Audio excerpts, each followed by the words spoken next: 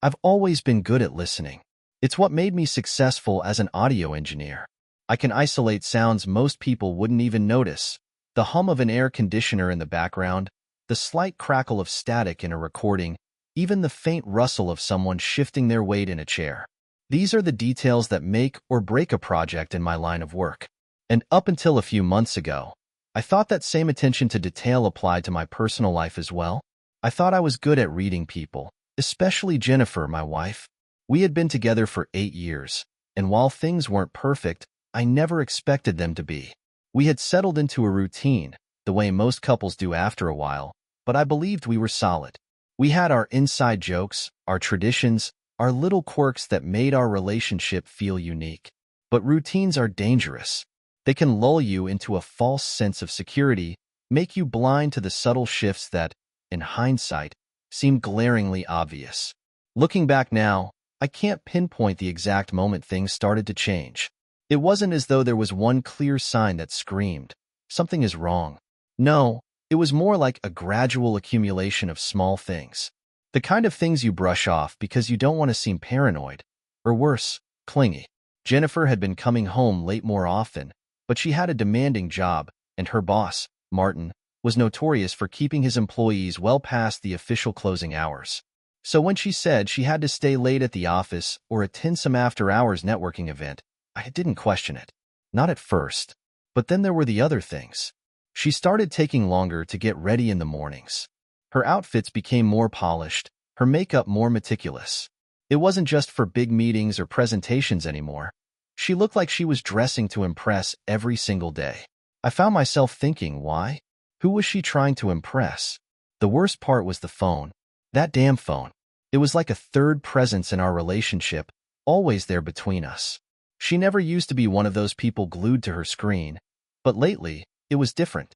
She'd glance at her phone every few minutes, her fingers tapping out quick messages, her expression shifting ever so slightly when she thought I wasn't looking. She always kept it face down on the table, too. That was new. I wanted to ask her about it, but every time I opened my mouth, the words felt wrong. I didn't want to be the jealous husband. I didn't want to accuse her of something I didn't even fully understand. And, honestly, I didn't want to open the door to what might come next. One evening, as we sat together in the living room, her phone buzzed again. She quickly glanced at the screen, smiled, a private smile, the kind she hadn't given me in months, and locked the phone before setting it back on the table. The smile was what did it.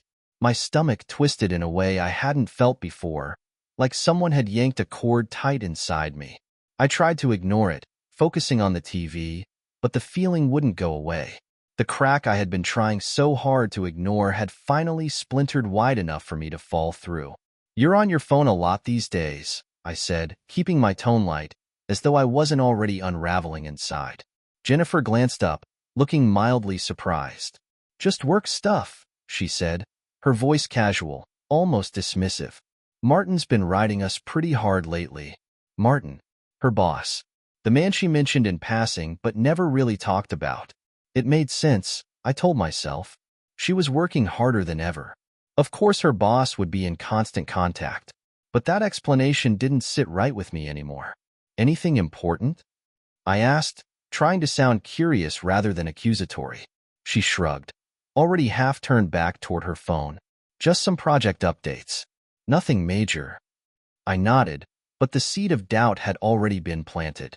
It didn't matter how casual she seemed, or how reasonable the explanation was. Something was wrong.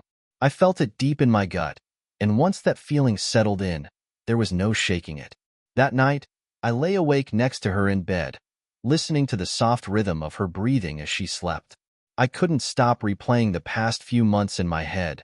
The late nights, the sudden increase in work events, the way her phone had become a permanent fixture in her hand. Had I been blind this whole time? Had I missed something obvious? The next day, I couldn't focus on anything. I went into my office, intending to catch up on some freelance work, but all I could think about was Jennifer. I knew I had to do something. I couldn't just sit there, wondering. The doubt was eating away at me, and it wasn't going to stop until I had answers. And then it hit me. The house was wired for sound. I had set it up months ago as part of a project I'd been working on, a a smart home audio system that recorded ambient noise in different rooms, triggered by motion sensors. It was experimental, something I'd been playing with in my spare time, and I hadn't thought about it in months. But it was still there, still recording. I felt a pang of guilt as I opened up the audio logs on my computer. This wasn't what the system was meant for. I wasn't supposed to be using it to spy on my wife. But at that moment, I didn't care. I needed to know. I started by reviewing the previous day's recordings. It was mostly background noise, the sound of the dishwasher running, the hum of the refrigerator, footsteps moving through the house. Nothing out of the ordinary. But then, in the late afternoon, I heard it, Jennifer's voice. She was in the living room, talking on the phone. Her tone was light, relaxed, almost playful. "I'll see you later," she said, and I could hear the smile in her voice. "Yeah, I can't wait either. Just let me get out of here without him noticing." Without him noticing. My chest tightened as the weight of her words settled in. There was no mistaking what she meant. She wasn't talking to a coworker. She wasn't talking to a friend. She was talking to him. I rewound the audio, listening to the conversation again. Her voice was clear, unguarded, the kind of tone you use when you're comfortable with someone, intimate. I felt sick. The room started to spin, and I had to steady myself by gripping the edge of my desk. How long had this been going on? How long had she been lying to me, sneaking around, while I sat there like an idiot, oblivious to everything? But I couldn't confront her yet. Not with just a few snippets of conversation. I needed more. I needed to know how deep this went, how far she'd taken it. I wasn't going to accuse her without undeniable proof. So, I waited. I started listening in on her phone calls, watching her more closely than ever before. Every time she left the room to take a call, I made a mental note. Every time she came home late, I tracked her location through the GPS on her phone, a feature we had activated together months ago, back when I trusted her enough to think it was just a convenient way to keep in touch. It didn't take long for the pattern to emerge. She was meeting him, Martin, her boss, the man I had brushed off as nothing more than a demanding manager. They met at cafes, bars, sometimes at the office after hours. They were careful, never too obvious, but they couldn't hide everything. One night, she came home late again, her hair slightly disheveled, the smell of unfamiliar cologne clinging to her clothes. She kissed me on the cheek, her smile too bright, her movements too calculated. I could feel the distance between us growing with every word she spoke, with every step she took toward the bedroom. "I'm going to shower," she said, her voice light, casual, as though she hadn't just come back from being with him. "Long day." I nodded, not trusting myself to speak. As soon as she closed the bathroom door, I grabbed her phone from the counter where she'd left it. It was locked, of course, but I knew her passcode. She hadn't changed it in months, and I doubted she ever would. I typed in the numbers, my fingers trembling, and the screen unlocked. There were no messages from Martin in her inbox, at least, none that hadn't been deleted. But in her recently deleted messages, I found them. The conversations were short, to the point, but the intent was clear. "See you tonight. Same place. Can't wait. I'll sneak out after he's asleep." My heart pounded in my chest as I scrolled through the messages, each one like a knife, twisting deeper. This wasn't just a fling. This was an affair, and it had been going on for months. I put the phone back where I found it, just as Jennifer stepped out of the bathroom, her hair wrapped in a towel, her face glowing from the steam. She smiled at me, and for a moment, I almost believed it. Almost. "I'm exhausted," she said, climbing into bed next to me. "It feels like I haven't had a break in weeks." I forced a smile, pretending I didn't know, pretending I wasn't already planning what to do next. But inside, everything had changed. The following weeks were some of the hardest of my life. I went through the motions, work, home, small talk with Jennifer, but everything felt hollow. I couldn't look at her without imagining her with him. Every time she touched me, I wondered if she was thinking about Martin, if she was comparing me to him in her mind. But I didn't confront her. Not yet. Instead, I kept gathering evidence. I followed her one night, trailing her car as she drove across town to meet Martin at a hotel. I watched from a distance as they entered the building together, laughing, completely unaware that I was just a few hundred feet away, watching them betray me. I could have confronted them then, but I wanted more. I wanted to catch them in a way that neither of them could deny. I wanted Jennifer to know that I had been watching, that I had seen everything, heard everything. I wanted her to feel the full weight of her betrayal. So, I started setting up my plan. I installed hidden microphones in the house, small, unobtrusive devices that she'd never notice. I wanted to record every conversation, every lie, every whispered phone call. I wanted to have it all, laid out in front of me like a puzzle that I could finally piece together. And once I had everything, I'd confront her. But until then, I'd wait. Every day felt like I was walking a tightrope, balancing between maintaining the facade of normalcy and the slow burn of rage simmering just beneath the surface. Jennifer carried on with her charade, acting like everything was fine, like we were still the same couple we'd always been.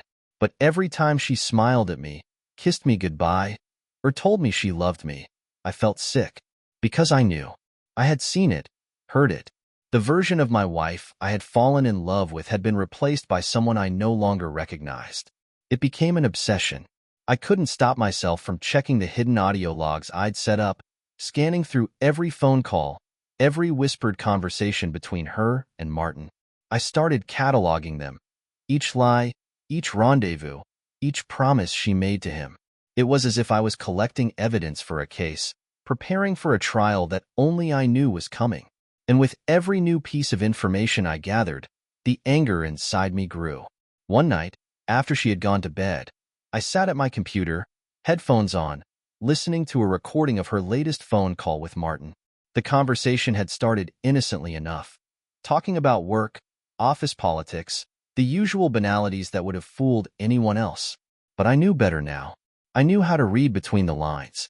"I'll be free on Friday," she said, her voice dropping to that familiar, flirtatious tone. "Same hotel as last time?"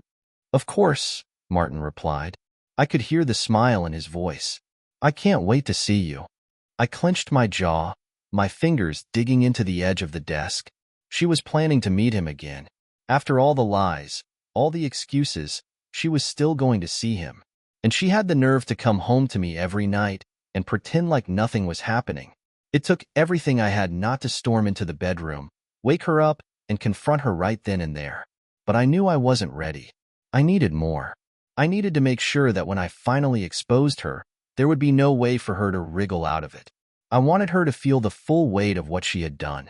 I wanted her to know that I had been watching her, listening to her, the entire time. So, I waited. The next few days passed in a blur. Jennifer continued her routine, none the wiser, while I carried on with mine, pretending that everything was fine. I was careful not to let my suspicions show, not to give her any reason to think I knew. And all the while, the recordings kept piling up, each one a nail in the coffin of our marriage. Friday arrived, and with it, the final act of Jennifer's betrayal. She kissed me goodbye that morning, telling me she had another late meeting, that she might not be home until well past midnight. I smiled, wished her luck, and watched her walk out the door, my heart pounding in my chest. But instead of going to work that day, I stayed home. I had a plan, and I needed to be ready.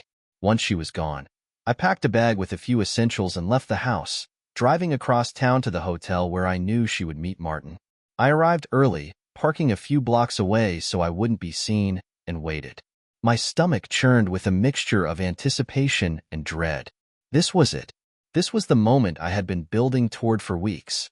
It wasn't long before I saw her car pull into the hotel parking lot. I watched from a distance as she stepped out, her hair freshly styled, her dress a little too nice for a simple work meeting. A few minutes later, Martin arrived. He greeted her with a smile, leaning in to kiss her as they made their way toward the hotel entrance. I clenched my fists, forcing myself to stay calm. I wanted to burst out of the car, to confront them right there in the parking lot. But I had to stick to the plan. I couldn't afford to lose control now. Once they were inside, I waited a few minutes, then made my move. I had thought about this for weeks, rehearsed it in my head 1,000 times. But now that the moment had arrived, my heart was racing. I approached the front desk and asked for the room number I knew they had booked. A fake story about needing to drop something off was enough to get the room key without raising suspicion. As I rode the elevator up to their floor, My mind raced. What was I going to say? How was I going to confront her? I didn't even know. I had all this evidence, all this proof, but no idea how I was going to use it. I just knew that I needed to see the look on her face when she realized that her lies had finally caught up with her. When the elevator doors opened, I walked down the hall, every step bringing me closer to the end of whatever this twisted game had become. I stood outside the door for a moment, my hand trembling as I reached for the key card. This was it. There was no turning back now. I slid the key card into the slot, the lock clicked, and I pushed the door open. The scene inside was exactly what I had expected. Jennifer and Martin were standing by the bed, laughing about something, their bodies close, too close. The laughter died on their lips when they saw me standing there, the shock evident on their faces. For a moment, none of us moved. The room was filled with a tense, suffocating silence. Jennifer's eyes were wide, her face pale as if she had just seen a ghost. "Mark," she whispered, her voice trembling. I didn't respond. I couldn't.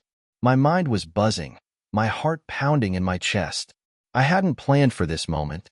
I hadn't prepared for the confrontation. I had spent so much time gathering evidence, listening to every phone call, following her every move, that I hadn't thought about what I would do when it finally came to this. Martin was the first to speak, his voice low, defensive. "Look, man, this isn't." "Shut up," I snapped, my voice harsher than I intended. I wasn't here to listen to his excuses. I turned my attention to Jennifer, my gaze locking onto hers. "How long?" I asked, my voice cold, detached. Her lip quivered, but she didn't answer. "How long?" I repeated, taking a step closer. Tears welled up in her eyes, and for a moment, I thought she might try to deny it. But there was no point. She knew I had caught her.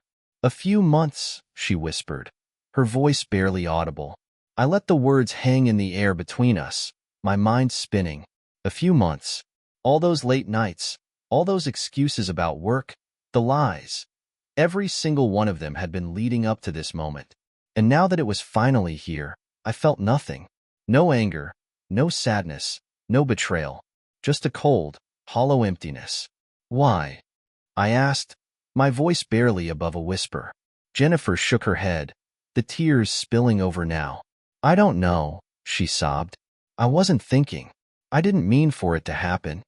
"You didn't mean for it to happen?" I repeated, my voice rising. "You didn't mean for it to happen? You've been lying to me for months, Jennifer. You've been sneaking around behind my back, meeting him at hotels, and you didn't mean for it to happen?" She flinched at the venom in my words, but I didn't care. She had destroyed everything, and now she was going to face the consequences. "You lied to me," I continued, my voice shaking with barely contained rage. "Every single day, you lied to me. You came home and acted like nothing was wrong, like you weren't spending your nights with him." "I'm sorry," she whispered, her voice barely audible over her sobs. But sorry wasn't enough. Not anymore. I pulled out my phone, scrolling through the gallery of recordings, messages, and photos I had collected over the past few weeks. The evidence of her betrayal, the proof of everything she had done. "Do you know what this is?" I asked, holding up the phone for her to see. Her eyes widened as she realized what I had. Everything. Every single lie. Every single call. Every single meeting. It was all there. Recorded. Documented. Undeniable. "I've been listening to you," I said, my voice cold. "I've been watching you. I know everything, Jennifer. Everything." Her face crumpled, the weight of her guilt crashing down on her. She collapsed onto the bed, sobbing uncontrollably, but I didn't feel anything. No pity, no sadness. Just emptiness. Martin stood there, frozen, unsure of what to do. I didn't care about him. He was nothing. Just a side character in this disaster of a story. "I want you out of the house," I said, my voice steady. "When I get back tonight, I don't want to see you there." Jennifer looked up at me, her face streaked with tears. "Mark, please." "No," my voice was firm, final. "This is over. We're done." Without another word, I turned and walked out of the room, leaving her and Martin behind. The drive home was a blur. I couldn't stop shaking, my hands gripping the steering wheel so tightly that my knuckles turned white. I had done it. I had confronted her. I had exposed her lies. But instead of the satisfaction I had expected, I felt numb. The adrenaline had worn off, leaving me with nothing but a deep, hollow emptiness. When I got home, the house felt different, quieter, darker. I sat down on the couch, staring at the wall, my mind racing with everything that had just happened. It was over. The marriage, the lies, the betrayal, all of it was over. But what now? I had spent so long focused on catching Jennifer in the act, so long planning my revenge, that I hadn't thought about what came next. I had won, but at what cost? I had destroyed her, but in the process, I had destroyed myself, too. I sat there for hours, the weight of everything pressing down on me, until eventually, the exhaustion became too much, and I fell asleep on the couch. The next morning, I woke up to the sound of my phone buzzing. It was a text from Jennifer. "I'm sorry." I stared at the message for a long time before finally deleting it. There was nothing left to say. The weeks that followed were a blur. I filed for divorce, changed the locks on the house, and cut all contact with Jennifer. She tried to reach out a few times. Apologies, explanations, pleas for forgiveness, but I ignored them all. There was no going back. But even as I tried to move on, the emptiness lingered. The satisfaction I had imagined, the sense of closure, it never came. Instead, I was left with the hollow realization that while I had destroyed Jennifer's life, I had also destroyed a part of myself. The trust, the love, the belief that we had something worth fighting for. It was all gone. And in the end, I wasn't sure if I had won anything at all. The weeks that followed Jennifer's departure felt unreal, as if I were moving through a life that no longer belonged to me. The house, once filled with warmth and shared moments, now felt cavernous, too large for one person. Every room echoed with reminders of what had been. The kitchen where we used to make lazy Sunday breakfasts, the couch where we spent countless evenings watching movies, and even the bed, now cold and empty, where I had once believed we shared something real. I filed for divorce within a week. It wasn't hard. There was no point in dragging it out. Jennifer didn't contest it. After all, what could she say? She had no ground to stand on, no defense to offer. She had lied, cheated, and destroyed everything. I didn't even need a lawyer to push for a settlement. We both knew there was nothing left to fight for. She moved out of the house, taking only a few personal belongings, leaving behind the furniture, the memories, and the wreckage of our marriage. But the aftermath of the confrontation with Jennifer didn't feel like victory. It didn't feel like anything at all. I thought exposing her, catching her in the act, and kicking her out of my life would bring some kind of closure. Instead, I felt as though I had been stripped of everything that made me, me. I had built my life around her, built an entire world around the idea that we were a team, a partnership, and now that foundation had crumbled into dust. My work started to suffer too. I could barely focus on the projects I took on. As an audio engineer, attention to detail was my bread and butter, but lately, I found myself missing things. Subtle static in the background of recordings, volume levels that didn't match up, simple errors I never would have made before. My clients started noticing, and soon enough, the work dried up. No one wanted to hire someone who couldn't deliver, no matter how talented they used to be. It wasn't just work, though. I couldn't bring myself to talk to friends, to pretend like everything was fine. The few people who knew about the divorce tried to reach out, but I avoided them. I wasn't ready to explain what had happened. How could I admit that the person I thought I'd spend my life with had been living a double life? How could I explain the humiliation, the rage, the sense of betrayal that still gnawed at me every day? So, I shut myself off. I spent most of my time in the house alone, replaying everything that had happened. I would go over the audio recordings I had gathered, reliving each lie, each moment of deceit, as if somehow doing that would give me the answers I needed. But there were no answers, only more questions. One night, about a month after the confrontation, I found myself sitting in the living room, staring at the empty space where Jennifer's favorite chair used to be. The silence was deafening. I reached for the remote, turning on the TV just to fill the void with noise.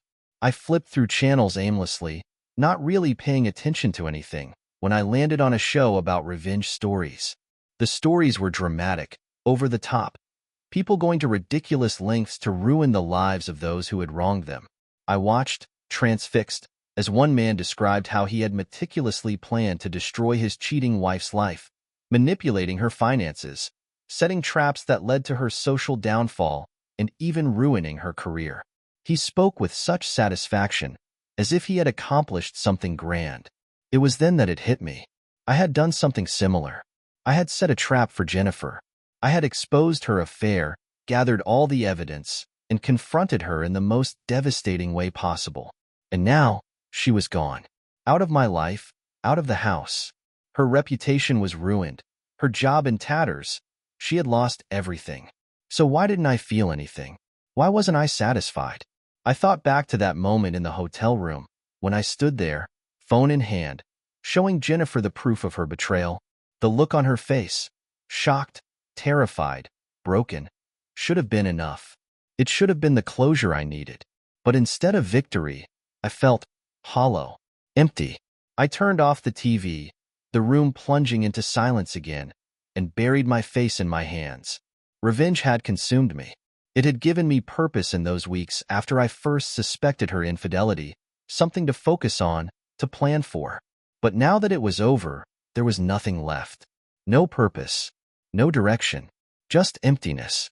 Days blended into weeks, and before I knew it, 3 months had passed since Jennifer left.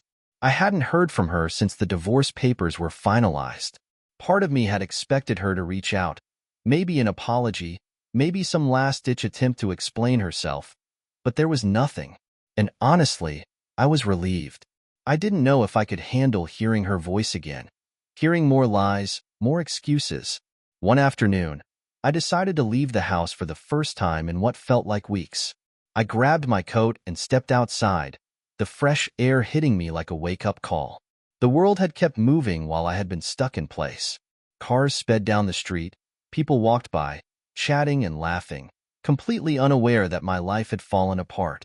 I wandered aimlessly for hours, ending up in parts of the city I hadn't visited in years. Eventually, I found myself standing in front of a small cafe Jennifer and I used to go to when we first started dating. It was one of those cozy, hole-in-the-wall places that most people never noticed, but we loved it.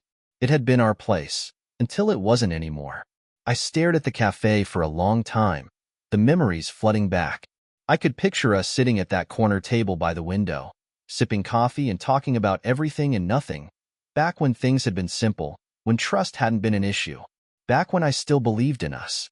A sudden wave of emotion hit me, and I had to turn away.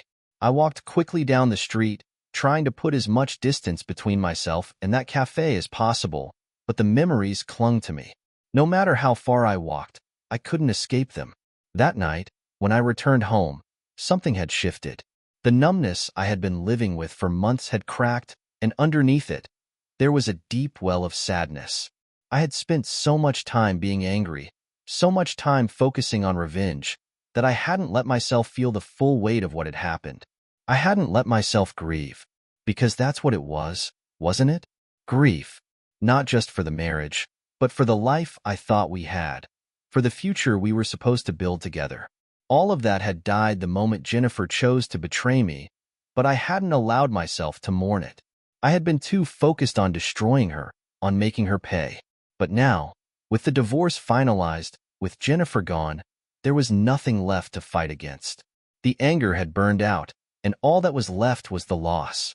I collapsed onto the couch, the weight of it all pressing down on me, and for the first time since the confrontation, I allowed myself to cry. I cried for the man I used to be, for the trust that had been shattered, for the love that had turned into something ugly and twisted. I cried for the years I had spent believing in a lie, for the dreams that would never come true. And when the tears finally stopped, I felt lighter. Not better, but lighter. The next day, I made a decision. I couldn't keep living like this, trapped in the past, haunted by what Jennifer had done. I had to let go, somehow. I had to move on, even if I didn't know how to start.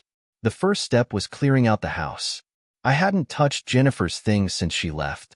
I had avoided her side of the closet, her desk in the office, even her half of the bathroom. But now it was time. I spent the entire day boxing up her things. Clothes, shoes, books, everything. It felt strange, packing up the remnants of someone who had once been such a central part of my life, but it was also freeing. With every item I put in a box, I felt like I was reclaiming a little piece of myself. By the time I finished, the house looked different. It was still the same space, but it felt more like mine now. More like a place where I could start over. I didn't know what came next. I didn't have a grand plan for the future, no big ideas about how to rebuild my life. But for the first time in months, I felt like maybe, just maybe, there was a way forward. And that was enough. A few weeks later, I received a letter in the mail from Jennifer. I stared at the envelope for a long time before opening it. My heart raced as I unfolded the paper, unsure of what I would find. An apology? A confession? Another lie? It was none of those things. The letter was short, simple. She apologized, not for the affair, not for the lies, but for the way she had hurt me. She said she didn't expect forgiveness, but she wanted me to know that she had never meant for things to end the way they did. She wished me well, and that was it. I read the letter over and over again, trying to decide how I felt about it. The old anger flared up briefly, but it didn't last. In the end, I folded the letter and put it away in a drawer, not sure if I'd ever look at it again. But the thing is, after reading it, I felt free. Not because of anything Jennifer had said, but because I realized I didn't need an apology from her. I didn't need her to explain why she had done what she did. It didn't matter anymore. What mattered was that I was moving on, that I was finally starting to reclaim my life. I wouldn't forget what had happened. The betrayal would always be a part of my story, but it didn't have to define me. It didn't have to be the thing that controlled my life anymore. And for the first time since this whole mess began, I felt like maybe, just maybe, I could find peace. And that's how it ended. If you enjoyed this story, don't forget to subscribe, like, and comment your thoughts below. Tell us, what would you have done in their shoes? And stay